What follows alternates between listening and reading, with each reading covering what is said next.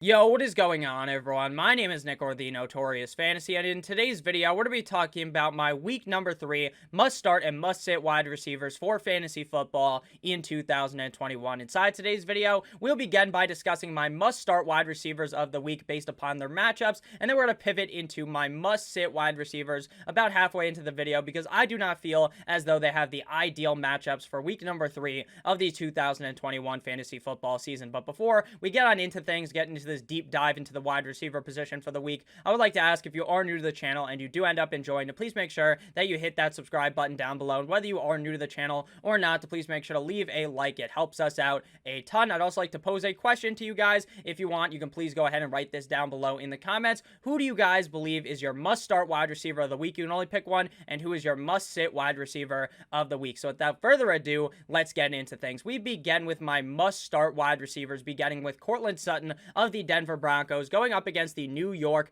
Jets this week. Courtland Sutton is clearly the biggest benefactor to Jerry Jeudy's injury. In week number 1, though, right after Jerry Jeudy got hurt, Courtland Sutton was basically invisible to Mr. Teddy Two Gloves, Teddy Bridgewater, the quarterback of the team, and Tim Patrick had a solid game. But then in week number 2, it seemed like Teddy Bridgewater realized that, hey, Courtland Sutton is this great wide receiver. Let's feed him with targets. He led the team in targets in week number 2, catching 9 of those targets for 159 yards. This week, he gets the Jets, and the Jets are about as easy of a matchup as it gets for the wide receiver position. This is a cupcake matchup, and if Courtland Sutton was able to finish as a top 5 wide receiver last week, finishing as the wide receiver number 5, that it is entirely plausible that he ends up finishing as a top 5 wide receiver yet again this week up against the New York Jets. The Denver Broncos team is on fire. Teddy Bridgewater looks far better than I believe he would this season, and the injury to Jerry Jeudy, while it sucks for the team as a whole, it really did open up the door for Courtland Sutton to see more targets in this offense, and I believe that Courtland Sutton is a must-start wide receiver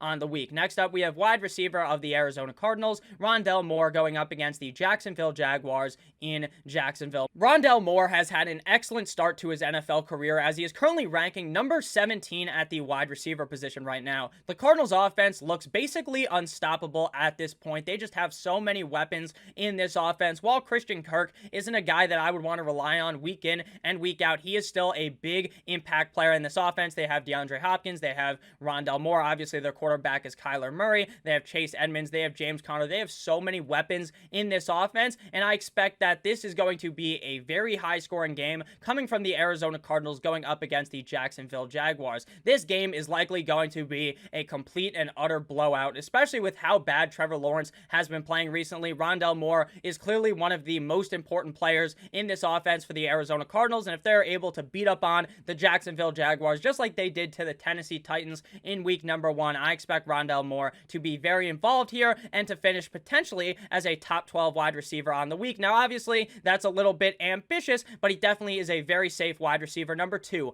on the week. Next up, for my next must start, we have Sterling Shepard, wide receiver of the New York Giants, going up against the Atlanta Falcons. Shepard's success has been one of the most surprising parts of the fantasy football season thus far. I was someone who liked drafting Sterling Shepard late in the draft, but I never expected this offense to look how it does right now. The Giants bring in Kenny Golladay, they back up the Brinks truck, they give this man all this fucking money, and guess what happens?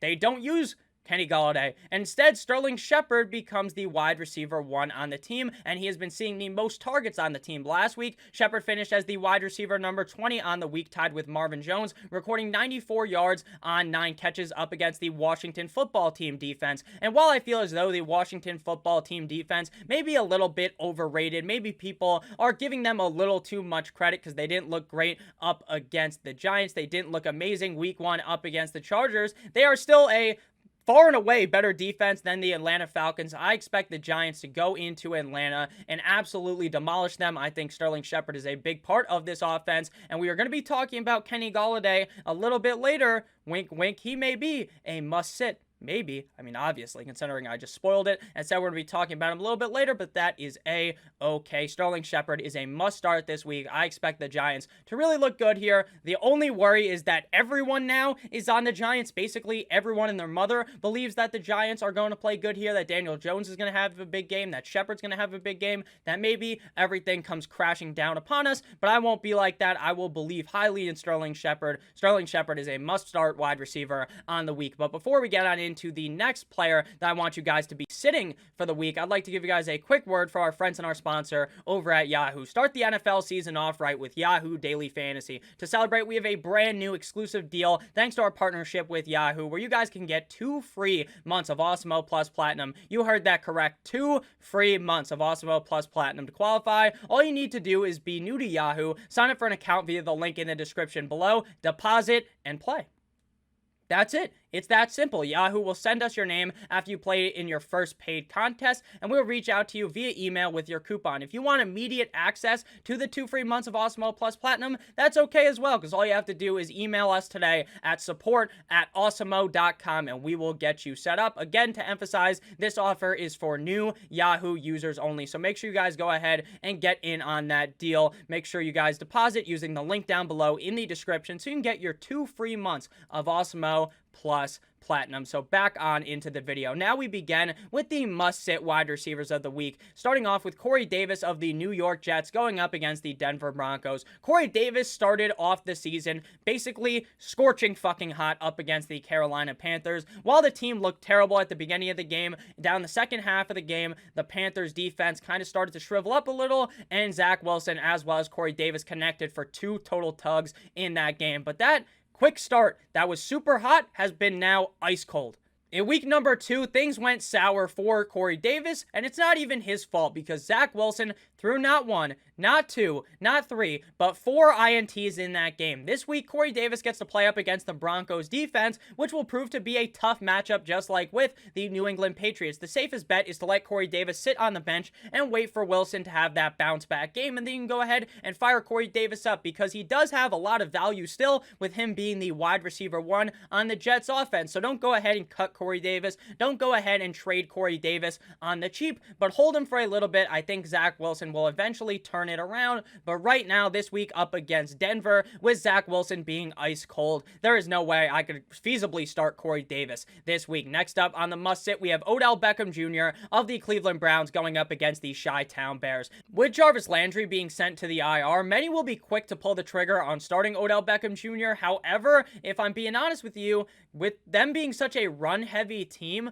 the Browns aren't going to need to pass the ball too much up against the Chicago Bears. They're going to want to go ahead and pound the rock a lot in this game, and that's going to hurt Odell Beckham Jr.'s upside in this game. And with him likely not being at least 100%, I am very nervous to start Odell Beckham Jr. here up against the Chicago Bears. I would go ahead and let Odell Beckham Jr. just marinate a little bit on your bench. If he has a big game, that's okay, because it was the smart move to sit him down regardless, because he is clearly injured, and this is a tough defensive matchup up against the Bears, and they're probably going to be able to key into Odell Beckham Jr. because he really is the only talented wide receiver on the field for the Cleveland Browns, like I said, because Jarvis Landry is out on the IR. Before we get on in to the next must-sit player of the week at the wide receiver position, I would like to let you guys know that if you're looking for season-long fantasy football coverage, then we have you covered. Our NFL Express Weekly Pass is available for $3.95, and it is more expansive than ever, as it includes access to our trade value tool,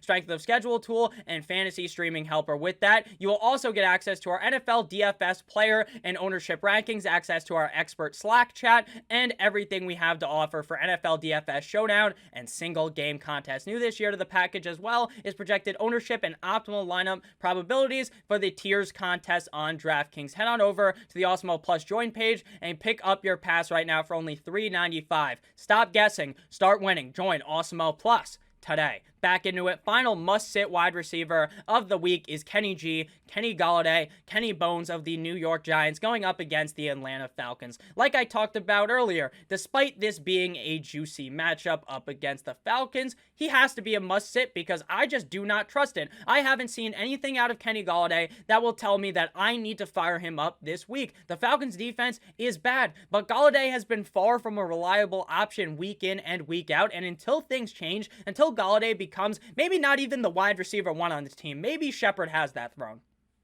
but at least when he's getting a lot of targets, then I feel more comfortable. Right now, there is no way I feel comfortable at all firing Kenny Golladay out there, even if this is a cupcake matchup. So sit Kenny Golladay down. The reports today also out of practice weren't very good for Kenny Golladay. So I'm just going to go ahead and sit him down, and I will change my mind once we see this man actually fucking do something, because right now there's no way that I want to start Kenny Golladay this week. So thank you guys all so much for watching. If you did end up enjoying, please make sure you hit that subscribe button down below, as well as hitting that like button. You can follow me on Twitter at NotoriousFNTSY. I hope you guys have a great rest of your guys' day. As always, goodbye.